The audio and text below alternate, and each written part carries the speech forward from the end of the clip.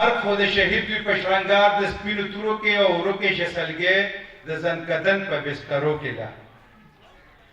قومي وطن پارټۍ لپاره شهیدان ورکول څه نوې خبره نه ده. دا حیات محمد خان شیرپو دا لازوال تاریخ رقم کړی دی او موږ به انشاءالله تعالی د دهشتګردو د ظالمانو ګولې به ختمې شي، خو د قومي وطن پارټۍ د ورکرانو د لیډرانو سینې به ختمې نه شي.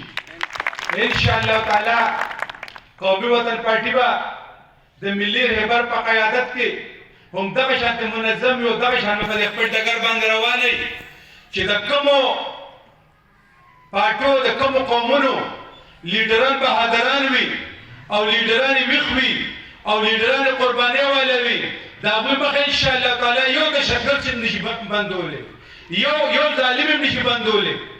زه په اخره کې